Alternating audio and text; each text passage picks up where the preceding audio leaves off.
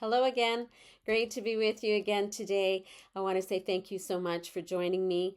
And if I could ask you a little favor, if you could like, share, and subscribe and leave a comment, that would be wonderful. I appreciate all of the support that you give me. And, for those of you, and you know who you are, who weekly give me the thumbs up and talk to me and say, good job, thank you. I appreciate that as well. So, today, what we're going to be doing is we're talking about boundaries again, but boundaries in a different way. Last week, we talked about boundaries and how to begin to put boundaries up so that we're not being overly stretched in everything that we're doing, that we're not that we can say no to some of those things that people ask us to do, just so for our own sanity, our own health, our own well being.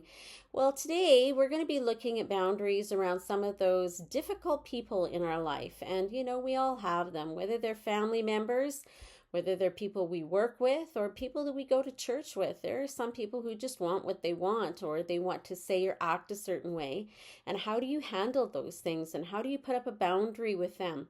Well, if you have somebody like that you're wondering, I don't know what to do when they do this, well, this is the thing for you to listen to today. And so I hope that it's helpful. And so let's get started. So, what about these difficult people? And you know who they are. We all have them. Some of us, most of us have one or two of them in our own family or in our extended family, in our in-laws. There's one or two people who expect everything to go that they want, the way they want it to go, or they expect to be able to say or do whatever they want to do, and everybody else has to be okay with that. Well, let's talk about some of these things. How do you put up boundaries in this, right? Maybe you have a relative that when you go over at Christmas or Easter or Thanksgiving or for a birthday or barbecue in the summer, they tend to drink too much. And then when they drink too much, they get difficult to deal with. What do you do with somebody like that? How do you handle that?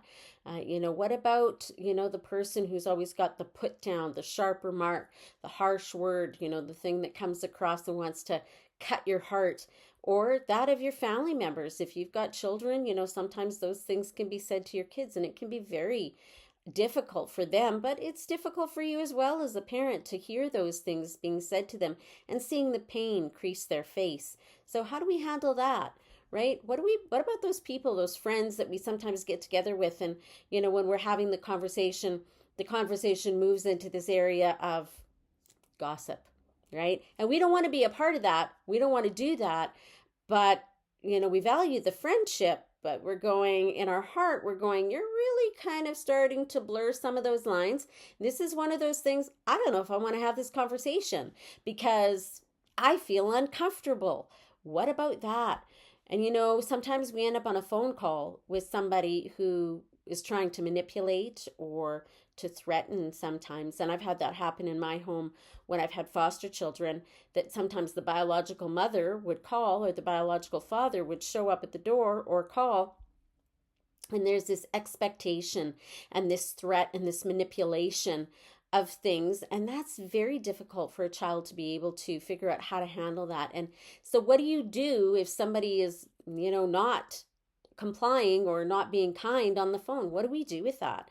Manipulation is a difficult thing to maneuver around. A lot of people really get sucked into, if you do this, then I'll do that. But if you don't do this, then I won't do that. And, if you tell people I've done this, then I'm going to say that you've done that, whether it's true or not. And if you do have secrets, well, then they have leverage. And so you don't want your secret, you don't want your sin out. So you feel manipulated into doing what it is that they want you to do.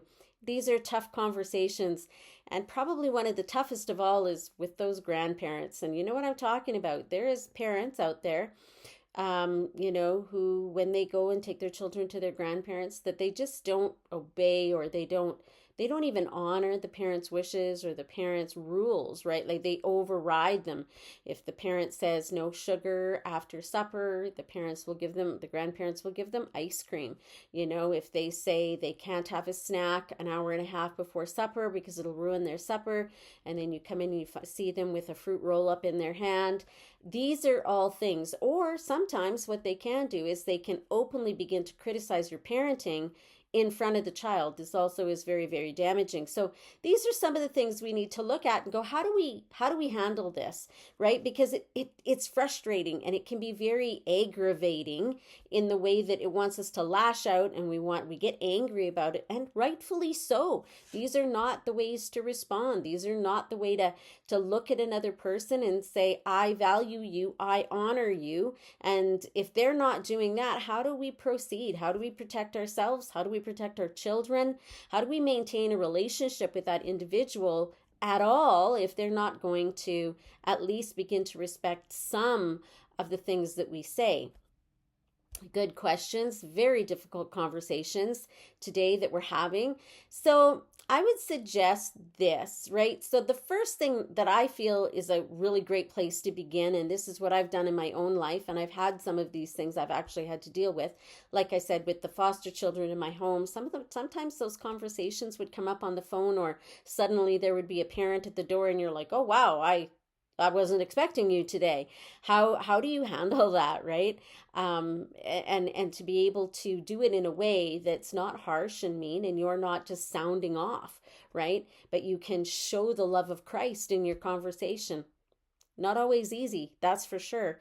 So the first thing I suggest is this, is that you decide before, because if this person is somebody who does this kind of thing repeatedly, and if a grandparent is going to do some of the things I've talked about, it's not going to usually be a one-off, as are any of these other things. If a person is, subject to gossip and maligning other people, it's not going to be a one-off. It's going to be something that's going to happen more often than you want it to happen. It might not happen every time, but it will happen. So the first thing I suggest is that you think about how you're going to handle it the next time it happens. How are you going to manage the relationship? How are you going to manage the conversation? How are you going to handle this event? Whatever that event is, how are you going to approach it? So make a plan beforehand.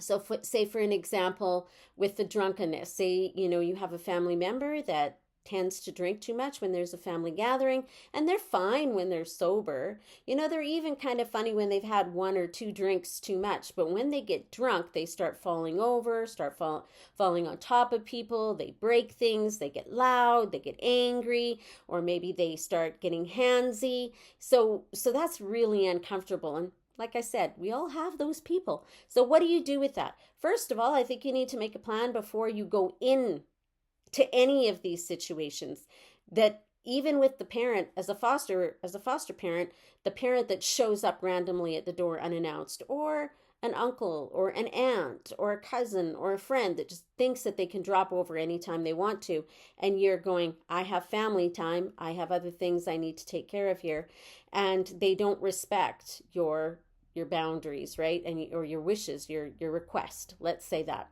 So I think you make a plan beforehand, and you think about it and you go, okay, this is something that's happened more times than I'd like it to. And so now here we have an environment where with this drunken relative, I know it's probably going to happen again. And because I know it's probably going to happen again, instead of me just not going, instead of me not having anything to do with any of the family, instead of me saying, blowing up at the event next time it happens, I'll give them a piece of my mind. If you stop and think about that while you're calm in the peace of your own home, and begin to consider, what's the best way to handle this? What's going to be my plan when this happens again? And then you consider, how am I going to respond? What am I going to say? How am I going to handle that next time it happens? Am I going to get angry? Am I going to lash out? Am I going to respond in like manner? How am I going to handle that? Or your reaction, the look on your face, because it's probably going to happen again. But the reaction that you have, people can read your reaction, they know. And sometimes people just really like to get you upset and to get you riled up or to get a reaction.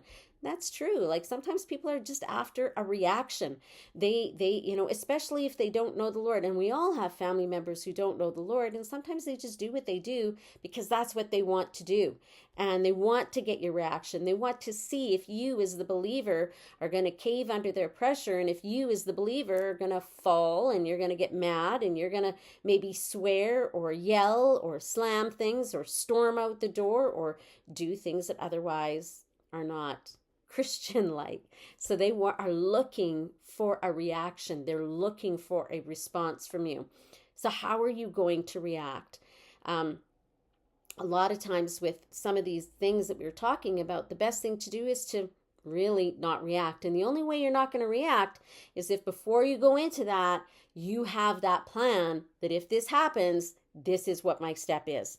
And so taking a look, considering it, if you're married, you have that plan with your spouse, and you go, in the case of the drunkenness, the relative that gets drunk and disorderly, you have a plan before you go into that, and you go, if this begins to happen, then this is what we're going to do. You make that boundary between the two of you, and then when it begins to happen, you have code words. My husband and I did that my first husband and I had to do that in a couple of relative, relationships that we had. If this begins to happen, if I go, I think maybe we should go home because the kids need to get up in the morning, or I'm starting to feel like a little tired, whatever your code word is, you just say that, and then you just don't change your mind, right? Like you get up and you go. That's your plan of attack. That's what you're doing. You're sticking with the plan, and that's your boundary. You decide what your boundary is. If this starts to happen, then I'm doing this. That's your boundary, and you stick with it. And that can be really difficult.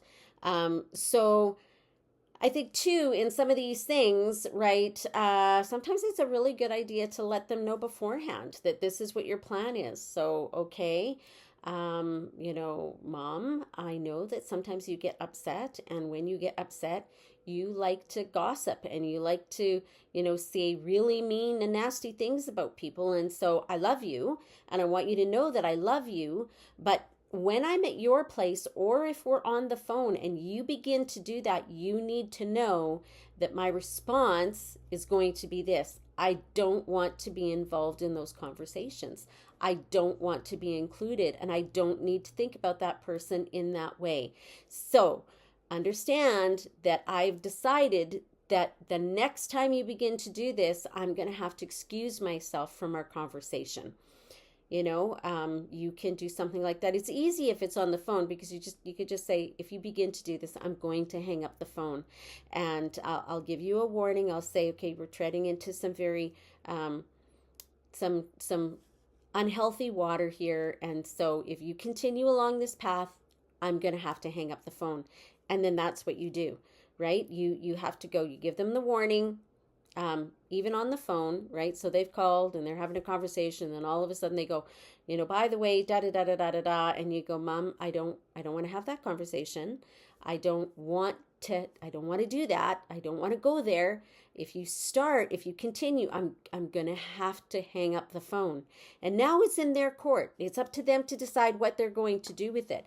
And so that's a really good safe and respectful boundary, because you've already brought it forward.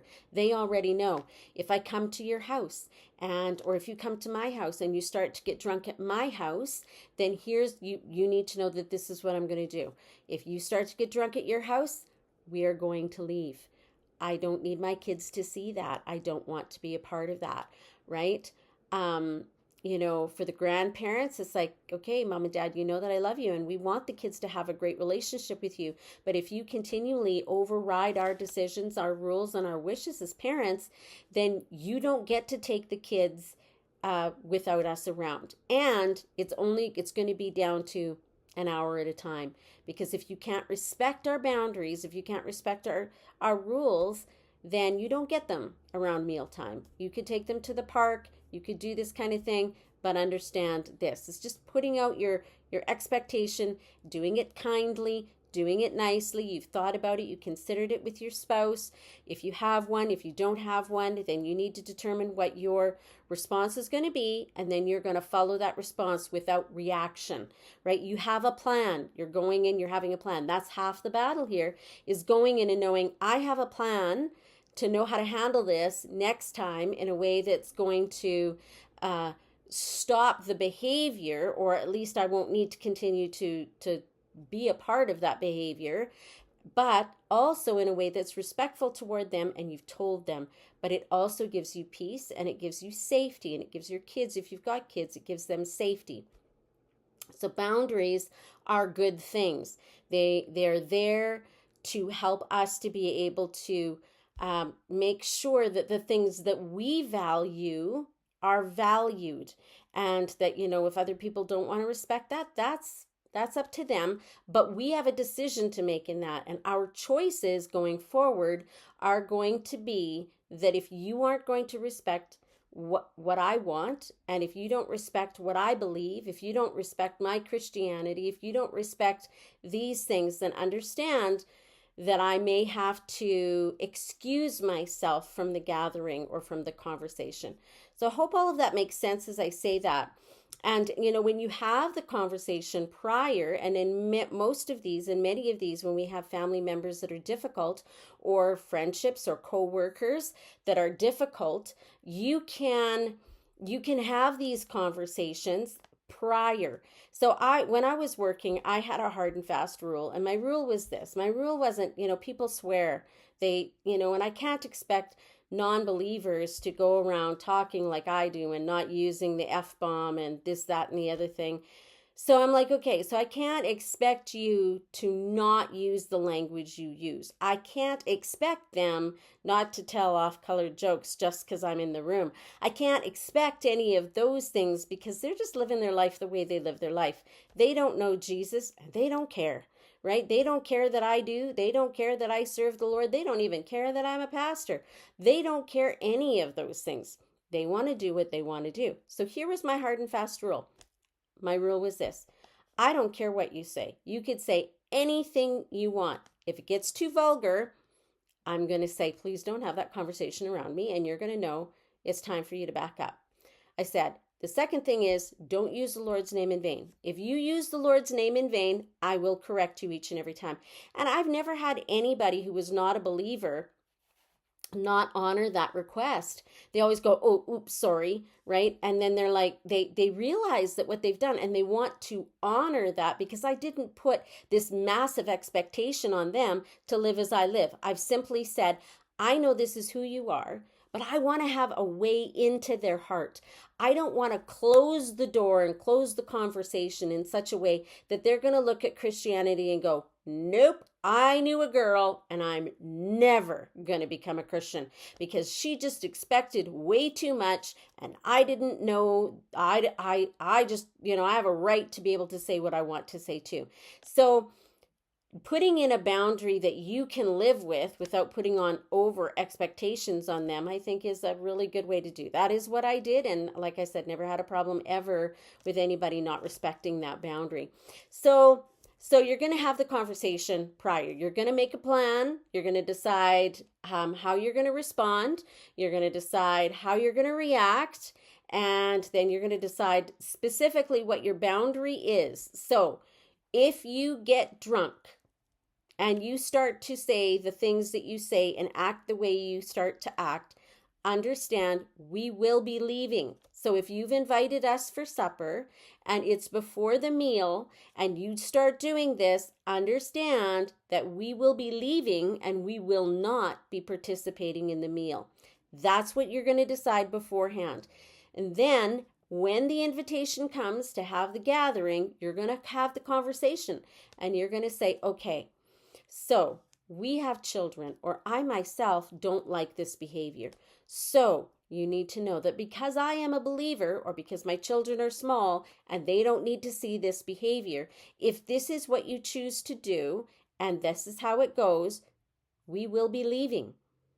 And then you stick to the plan. You put up your boundary. My boundary is my children or I myself don't want to be a part of that. And so you know what your plan is, you know what you're going to say, you know how you're going to react. And then when it happens, it takes all that punchiness out of it because you know what you're going to say and you know how you're going to react. You've already decided it. This isn't a surprise. You know it's going to happen. So you make the plan ahead of time. Then it becomes an easy just carrying it out. It's just like, okay, I'm going to make supper and I'm going to make macaroni and hot dogs. So what's the first thing I have to do? I have to put the water on so I can boil the macaroni and the hot dogs if that's what you're going to do. So you get out your 2 pots and you get started. It's just like following through the plan. You've already made your decision. And then you have the conversation, you put your boundaries in place, and then when you go, you carry that plan out. So, like I just said, with the family member or the person who starts to get drunk, even at Christmas parties, we have Christmas parties very often, and that was always the thing that my first husband and I would do too, and my second husband and I as well. It's like, okay, we know that 10 o'clock is really the time when things go from, okay, it's fun, everything is great, to, whoa, all of a sudden people are getting drunk and they're starting to take off articles of clothing and they're starting to flirt with people and we're out. So our thing is, before we go, we'll assess at 10 o'clock. But somewhere between 10 and 11, we know we're going to be leaving. So you just put up your boundaries and then you just follow through. So it can happen in all of these events. So if you start being mean, if you start saying harsh, critical things, if you start getting sarcastic and you're just looking for a fight and you're looking for that argument, if you're looking for that reaction, if you're looking for me to blow up, if you're looking for me to destroy my testimony, if you're looking for any of those things, then you need to understand that if you're in my house, I can still remove myself. I can go for a walk. I can go to my room. I can take my kids out. I can do things. If you want to do that, understand I'm not participating. And so if you begin to act this way, understand this is what's going to happen. And gossiping with friends, like let's take a look at that for a moment. I've been in many situations with friends, and I'm sure many of you have too. And you're having coffee and then somebody says, "What did you think about so-and-so on Sunday? What did you think about what they said? What did you think about the person in the office the other day when they came in and they said this remark to the boss? Didn't you think that was a little bold?" We've all been there. And it comes out of left field, it seems like, as you're having a great conversation, and all of a sudden this switches, and you know what's going to happen. If you answer this question, you're going down the rabbit hole, and you know it. And once you've answered, it's really difficult to get yourself out of it. So here's some of the things that I have, and I have fallen into it. I'm not going to say I'm perfect. I've fallen into it more times than I'd like to admit. But here's the thing. I've learned this. I've learned to say, you know what? It doesn't matter who it is, even if it's somebody that I've worked with. The answer is always the same. You know what? I don't know. I don't know what was going on with them. I don't know what was going on in their mind when they said that. I don't know if there's something else going on. If it's a Christian person, you can say, you know what? I'm praying for them. I did hear it. I did. And, I have been praying for them ever since. So maybe we could do that here right now. How would you feel about praying for that person right here, right now? And that will stop the conversation. And if it's a work-related thing and you're with somebody that's not a believer, just go, well, I just don't feel comfortable having this conversation. I'm sorry. So maybe we could talk about something else. Like I said, I've fallen into this trap myself many times, and getting yourself out of it is very difficult to do. But it's having that plan and deciding before you get there, this is how you're going to handle it. So like I said, you can always hang up the phone, and I've had family members who would call and they just start yelling on the phone, and they're angry, maybe not even at me, and they are taking it out on me.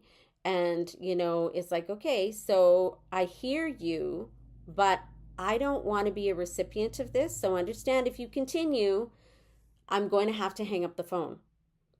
And now the ball is in their court, and they're either going to stop or you're going to hang up the phone. And it's the follow through that can be hard. And it can make you feel a little guilty afterward, right? You have to stand your ground though, because these things pollute you. These things pollute your spirit. These things affect you and they affect your children. And the things that we allow to happen in our presence with our children, they begin to realize that then what they see is that we think it's okay. And even if we say it's not okay, we didn't do anything about it. So we can see it, disapprove of it, but we still have to sit and put up with it.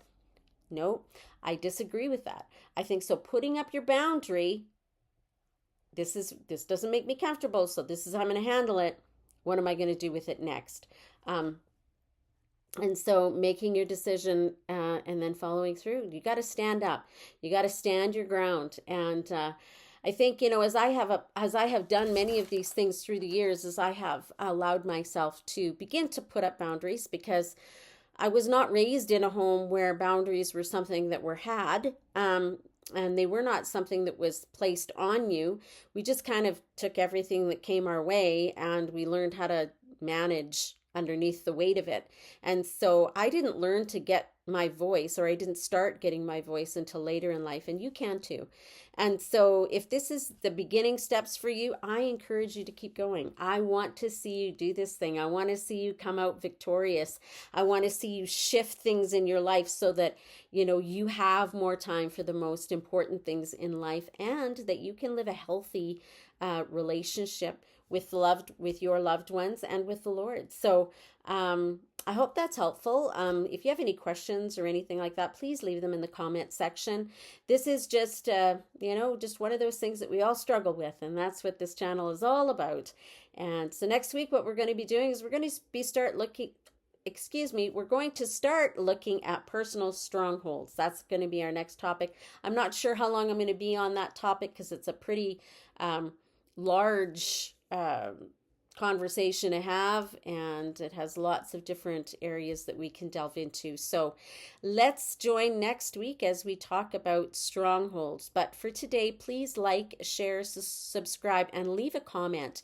And if you think of anybody else who could benefit from hearing these conversations, please share it with them, and let's get this community growing, and let's get it big, and let's all grow together and heal together, and continue to move forward. So I hope you found this helpful. Thank you so much for joining me. God bless, and we'll see you next week.